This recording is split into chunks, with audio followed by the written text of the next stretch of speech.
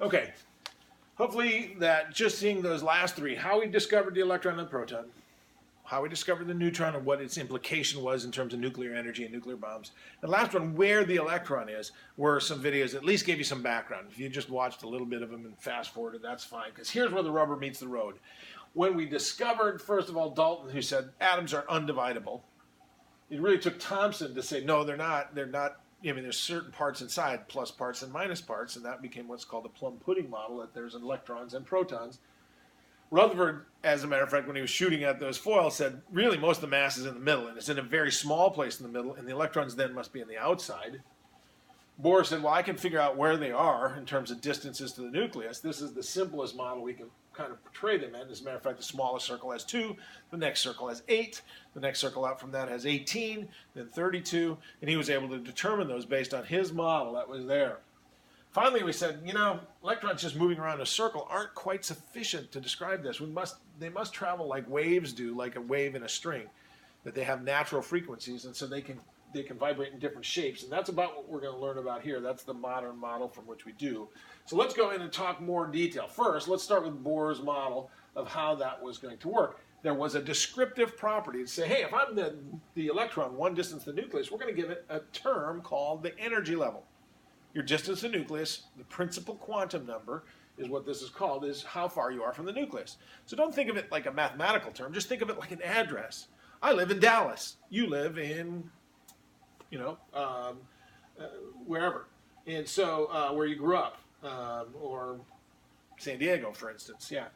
So that location of where you live is given a number. 1, I'm 1 distance to the nucleus. I'm 2 distance to the nucleus. I'm 3 distance to the nucleus. Now, notice I don't say I'm 3 angstroms or 3 nanometers. That's because in different atoms, the more nucleus charge you have, the more that electron gets pulled. So I can't describe each of these as an absolute distance, but I can say, there's a distance 1, and then there's usually not a possibility of other places to be 2 distances, then 3 distances, 4 distances. So it's not a discrete amount, but it's different for each atom. As a matter of fact, if instead of thinking of an atom just traveling in a circle, we have to think about them like they're vibrating. Here's a couple of different surfaces. This is an example of a drum head that's vibrating, and if you think of the drum like this, instead of the spring, which you saw in the last one, that is one way that the whole one lobe, basically, of a vibrating surface. But the drum head can also vibrate like this. Just like the string can vibrate in 2 separate pieces, it can look like this. And of course, what happens if it actually goes like this?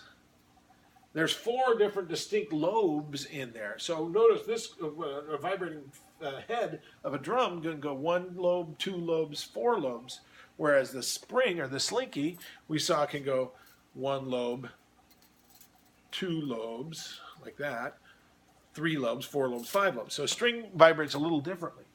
So after thinking about a single surface and a string, what about a point that is vibrating around an atom that's holding on to it? Well, if you look closely, let me just expand this a little bit.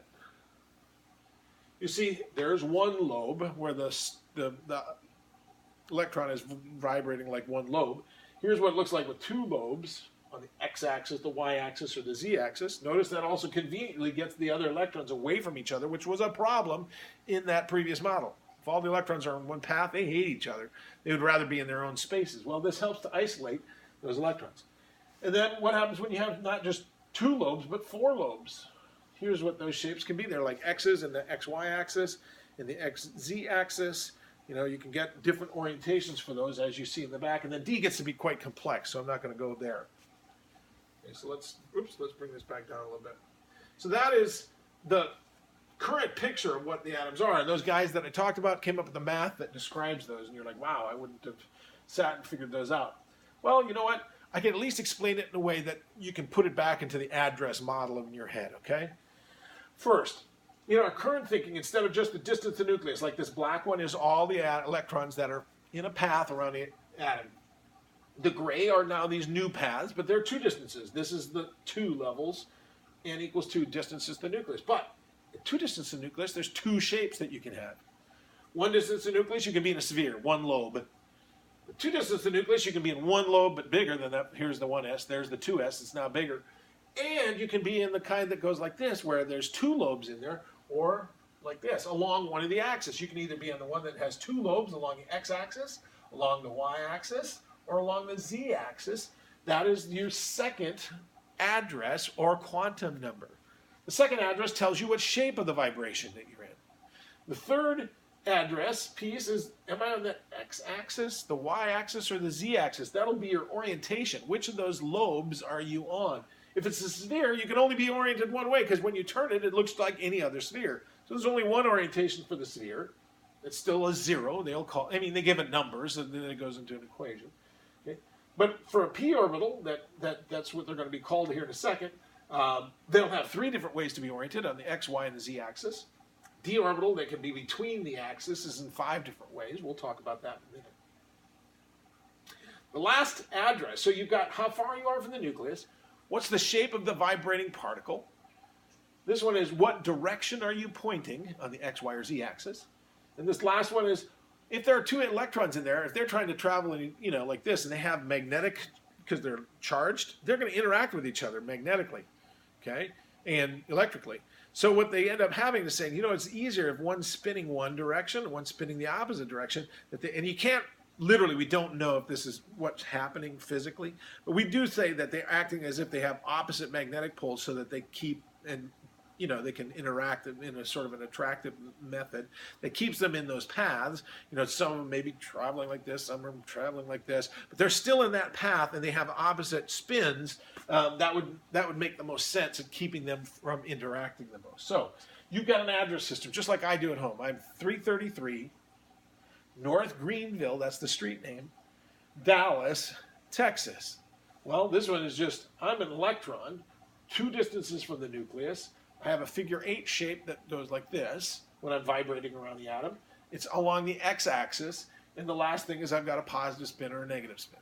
Okay, so the quantum numbers are, while they're complex mathematically, they're not too hard to understand.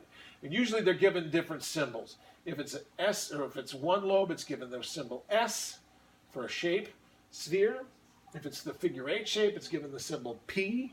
If it's the D's or the they look like clover leaves. So there's the S. Here's what a p orbital looks like. A d orbital's got just 4 lobes.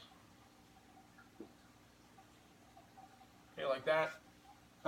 They're given a letter D, and it gets more. F is the next one.